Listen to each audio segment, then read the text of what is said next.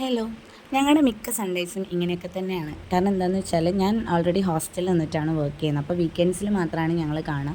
അപ്പോൾ കാണുന്ന എല്ലാ വീക്കെൻഡ്സിലും ഞങ്ങളിങ്ങനെ പുറത്ത് പോവും, എവിടെയെങ്കിലുമൊക്കെ പോവും. എങ്ങനെയാണെങ്കിലും അങ്ങനെ നോർമലി പോയിട്ടുള്ളൊരു സൺഡേ ആണെങ്കിൽ കൂടെ ഈ പോക്കിന് ഒരു പ്രത്യേകത ഉണ്ട്. കാരണം എന്താണെന്ന് വെച്ചാൽ ഇങ്ങനെ വെറുതെ പുറത്തേക്ക് ഇറങ്ങിയ സമയത്ത് ഞാൻ വെറുതെ പറഞ്ഞതാണ്, നമുക്കൊന്ന് എൻ്റെ വീട്ടിൽ പോയാലോ, സർപ്രൈസായിട്ട് പോയാലോ എന്ന് വെറുതെ പറഞ്ഞതാണ്.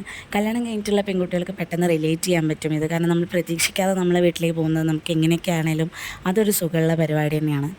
നമ്മളൊരു ക്ലൂവും കൊടുത്തിട്ടുണ്ടായിരുന്നില്ല വരുന്നു എന്നുള്ളതിൻ്റെ. എന്നെ വിളിച്ച സമയത്ത് ഞാൻ പുറത്ത് പോവാണ്, ചായ കുടിക്കാൻ പോകാമെന്ന് മാത്രമേ പറഞ്ഞിട്ടുണ്ടായിരുന്നുള്ളൂ. ആ സമയത്ത് ഞാനിട്ട് പ്ലാൻ ചെയ്തിട്ടുണ്ടായിരുന്നില്ല. അങ്ങനെ നേരെ ഞങ്ങൾ ഫ്രൂട്ട്സൊക്കെ വാങ്ങി വീട്ടിലെത്തിയപ്പോൾ അച്ഛൻ പെട്ടെന്ന് കണ്ടപ്പോൾ അച്ഛന് മനസ്സിലായില്ല ആരാ വന്നതെന്നുള്ളത്. അപ്പോൾ വണ്ടീൻ്റെ സൗണ്ട് കേട്ടിട്ടാണ് അച്ഛൻ ശരിക്കും എണീറ്റ് നോക്കിയത് ആരാ വന്നതെന്ന്. ശരിക്കും ഈ ഒരു പോക്കിന് ഭയങ്കര രസമുണ്ടായിരുന്നു. കാരണം എന്താണെന്ന് വെച്ചാൽ എനിക്ക് കല്യാണം കഴിഞ്ഞതിൻ്റെ പിറ്റേ ദിവസം എൻ്റെ വീട്ടിലേക്ക് വന്ന് അതേ ഒരു ഫീലൊക്കെ എനിക്ക് തോന്നിയിട്ടുണ്ടായിരുന്നു. കാരണം ഇത് ഫുള്ള് അൺഎക്സ്പെക്റ്റഡ് തന്നെയായിരുന്നു.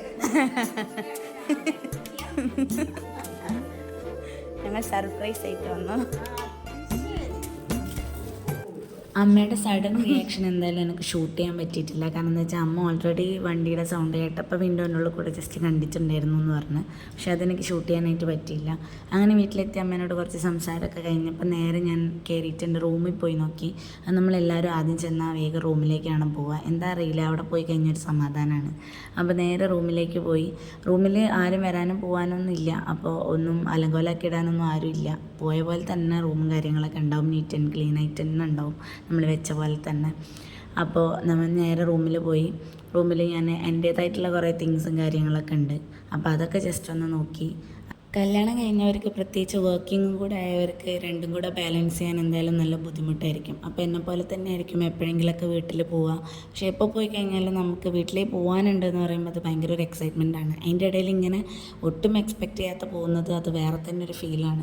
നേരത്തെ പറഞ്ഞ എൻ്റേതായിട്ടുള്ള കുറേ തിങ്സ് എന്ന് പറഞ്ഞതിൽ പെടുന്നതാണ് ഈ ഒരു മാഗ്നറ്റ് കളക്ഷൻ എന്ന് പറയുന്നത്. ഞാൻ പോകുന്ന സ്ഥലത്തൊക്കെ ഉള്ള മാഗ്നറ്റ്സ് ഞാൻ മാക്സിമം കളക്ട് ചെയ്യാറുണ്ട്.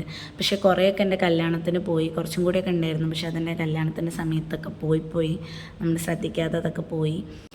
അങ്ങനെയെല്ലാം ഒന്ന് തൊട്ടും തലോടിയും കഴിഞ്ഞപ്പോഴത്തേക്ക് അമ്മ ചായ എടുത്തിട്ടുണ്ടായിരുന്നു. അങ്ങനെ ചായയൊക്കെ കുടിച്ചു.